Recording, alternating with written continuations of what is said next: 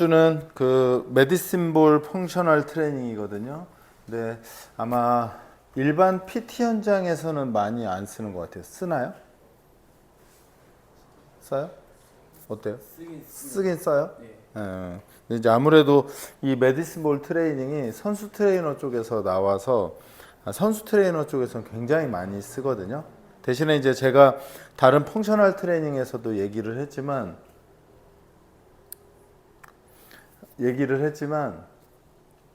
얘를 제대로 쓰는 경우는 별로 없는 것 같아요. 그래서 뭐라 그럴까요? 자기만의 해석으로 쓰는 경우가 많은데 사실은 이 메디슨볼을 잘 쓰기 위해서는 뭐 다른 기능성 트레이닝도 그렇지만 얘를 어떤 용도에 쓸 건지 어떤 움직임으로 썼을 때 가장 가치가 있는지에 대해서 좀 얘기를 해보려고 해요. 이렇게 보면 메디슨볼이 이렇게 크게 보면 세 가지의 종류로 되어 있거든요. 그러니까 우리가 전통적으로 알고 있는 메디슨볼, 그 다음에 이제 월볼, 그 다음에 슬램볼. 얘가 기능마다 다 달라요. 그래서 제가 이 메디슨볼은 대체적으로 좀 딱딱해요.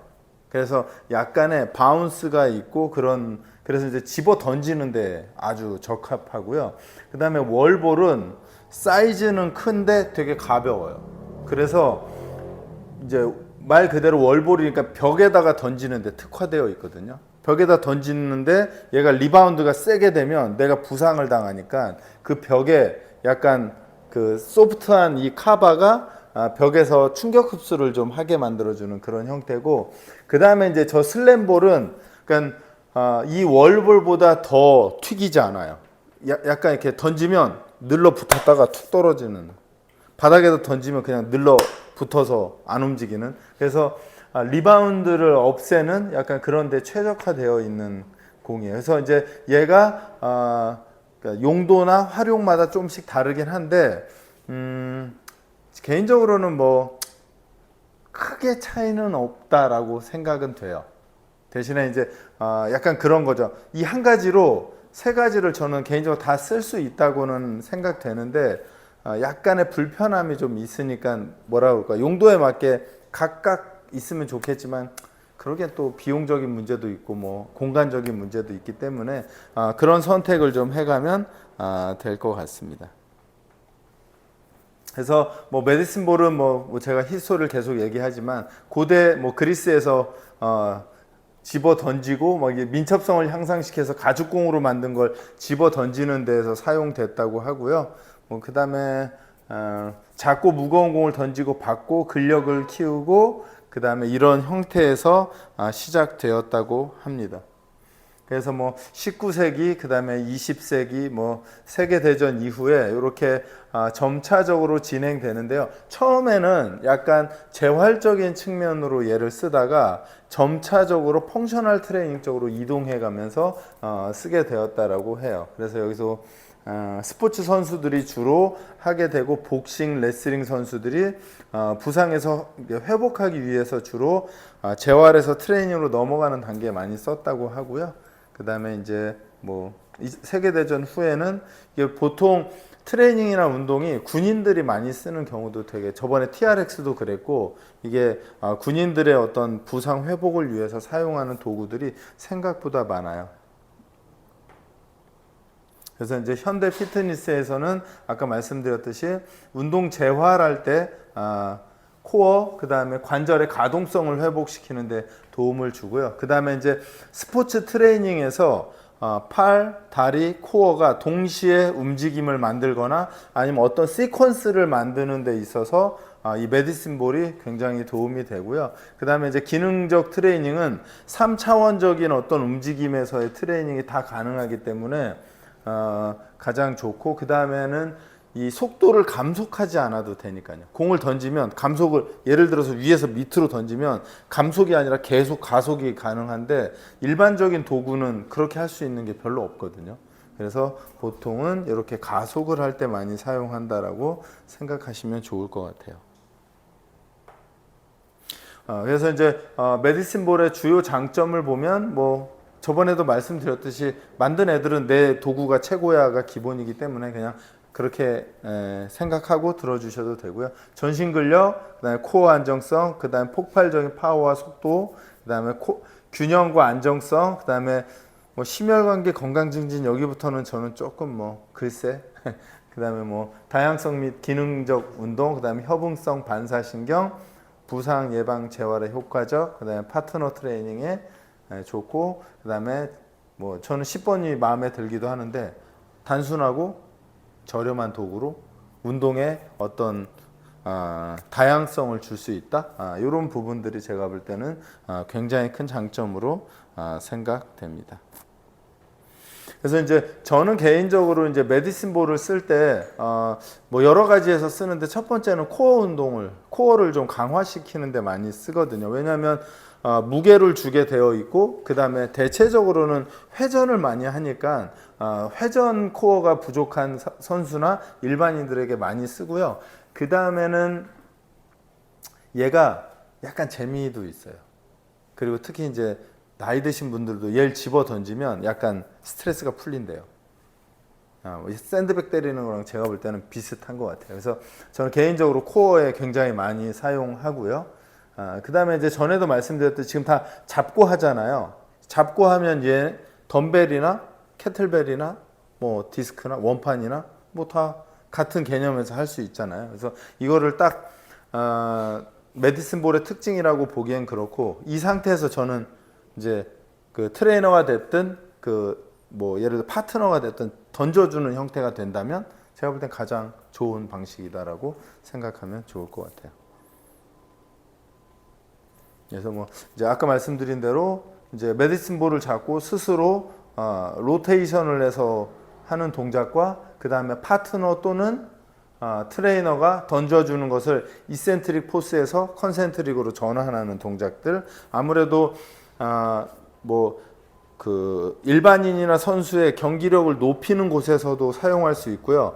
부상이 없다면 일반인에게 아니면 코어가 약한 사람들에게 액티베이션을 시켜주는 방식으로 사용해도 저는 좋다라고 생각이 됩니다. 그 다음에 이제 이런 부분들이 메디슨 볼을 던져서 이제 파트너에게 주는 동작들, 이게 이제 정면에서 던지니까 이렇게 던지거든요. 그러면 예를 들어서 파트너가 서 있다면 그 파트너의 한 절반 정도 거리에다 때리면 얘가 바운스 돼서 올라가겠죠. 그러면 이렇게 되면 아까 슬램볼 같은 경우는 별로 효과적이지 않아요. 왜냐면 리바운드가 안 되면 가서 주워와야 되니까요. 그리고 요거는 측면으로 사서 로테이션을 하는 동작들, 이런 동작들이 많이 사용되고요. 그 다음에 이제 런지 동작에서 지금 제가 사진을 혼자 하는 것, 그 다음에 벽이나 누군가가 필요로 하는 것을 계속 두는 건, 이 동작이 돼야 이 동작이 좀 더 자연스럽게 되죠. 그러면 지금 런지 동작에서 로테이션 동작, 그리고 런지 로테이션에서 벽에 던지든지 또는 사람에게 던져서 컨센트릭과 이센트릭을 주고받는 동작들, 이렇게 프로그레션 해 나가면 좋습니다. 그 다음에는 이제 이 동작은 선수들에게 많이 사용되는데, 아마 지금 니링 상태에서 그러니까 체스트 패스를 하는 거예요. 체스트 패스. 그럼 강력한 체스트 패스에 의해서 이제 힙 힌지를 만들어내는 건데, 예를 들면 그냥 서서 던지면 체스트 프레스죠. 근데 지금 이 선수처럼 제가 잠깐 보이면 니링 상태에서 받아서 이렇게 밀면 힙 힌지와 체스트 프레스를 동시에 해가게 되죠. 그러면 이 니링 상태에서 스탠딩 상태로 하면 마찬가지로 이렇게 밀면, 그죠? 그러면 예를 들면 힙 힌지의 트리플 익스텐션에 체스트 프레스까지가 같이 되게 되니까, 이렇게 되면 이제 기본적으로 이것을 행하는 고객이나 선수는 운동 신경이라는 게 엄청 필요하죠. 왜냐하면 하지의 관절이 펴지는 동작과 내 손이 펴지는 타이밍을 맞추지 못하면 약간 그 버그 뜨드드득 이렇게 버그가 이렇게 걸려버리거든요.